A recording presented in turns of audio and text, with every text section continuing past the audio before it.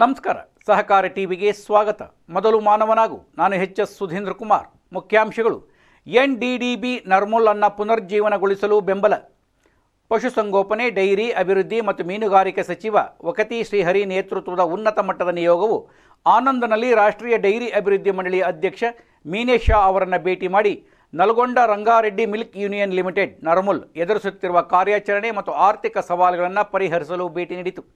ಸಭೆಯಲ್ಲಿ ಸಂಸದೆ ಚಾಮುಲ ಕಿರಣಕುಮಾರ್ ರೆಡ್ಡಿ, ಶಾಸಕ ಬಿರ್ಲಾ ಇಲ್ಲಯ್ಯ, ತೆಲಂಗಾಣ ರಾಜ್ಯ ಡೈರಿ ಅಭಿವೃದ್ಧಿ ಸಹಕಾರಿ ಒಕ್ಕೂಟದ ಗುಟಾ ಅಮಿತ್ ಕುಮಾರ್ ರೆಡ್ಡಿ, ಗುಡಿಪತಿ ಮಧುಸೂದನ್ ರೆಡ್ಡಿ, ಎನ್.ಡಿ.ಡಿ.ಬಿ ಮತ್ತು ಮದರ್ ಡೈರಿಯ ಅಧಿಕಾರಿಗಳು ಭಾಗವಹಿಸಿದ್ದರು.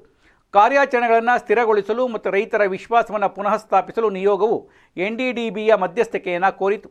ತೆಲಂಗಾಣ ಸರ್ಕಾರ ಮತ್ತು ಪಾಲುದಾರರೊಂದಿಗೆ ಸಮನ್ವಯದಿಂದ ಎನ್.ಡಿ.ಡಿ.ಬಿ ನರ್ಮುಲ್ ಅನ್ನು ಸುಸ್ಥಿರ ಬೆಳವಣಿಗೆಯ ಹಾದಿಯಲ್ಲಿ ಇರಿಸಲು ಸಮಯಕ್ಕೆ ಅನುಗುಣವಾಗಿ ಪುನರ್ಜೀವನ ಯೋಜನೆಯನ್ನು ಸಿದ್ಧಪಡಿಸುತ್ತದೆ ಎಂದು ಶಾ ಸಂಪೂರ್ಣ ಬೆಂಬಲವನ್ನು ಭರವಸೆ ನೀಡಿದರು.